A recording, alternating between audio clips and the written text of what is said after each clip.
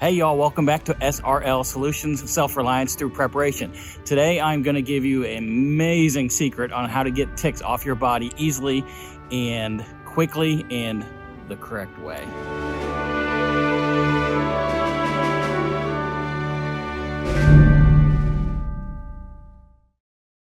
I know, like me, you are watching this video because you hate ticks.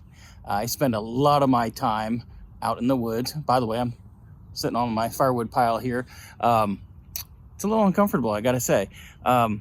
Anyway, I spend a lot of time in the woods hunting, and before hunting season, or even after I get a deer, I process the deer myself, so sometimes I get ticks on me there from the deer's fur. But I mean, sometimes it's bad. In fact, one time I got a tick at the wrong spot that I couldn't get off by myself, and was a single guy, so I had to go to the emergency room and get them to take it off, because I went to the doctor's office and they wouldn't do it.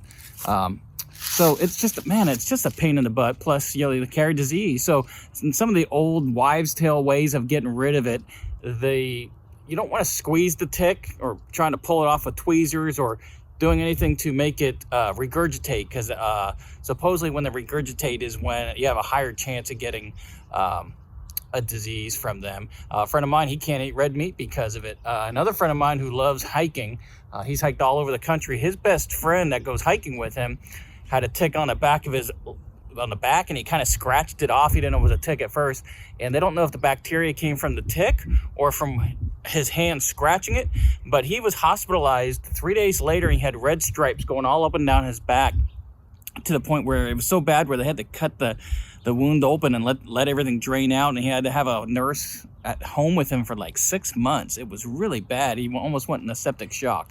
So this is not something we want to mess around with. So anyway, not to get long-winded or anything, here is the tool right here.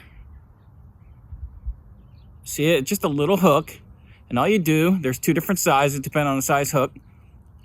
Go like this. So all you do is you slip it underneath the hook underneath the tick, and just spin it. It doesn't put any pressure on his body, and after turning it, I'm showing you the video right now of me doing it. It was at a bad place on my opposite side of my leg, so I actually couldn't get it off while filming. It came off right after that, after I put my phone down, because it was at a weird spot. But I've probably taken off, I'd say probably a dozen ticks now with these things. I have one in my hunting bag. I have one in my backpack that I carry with me at all times.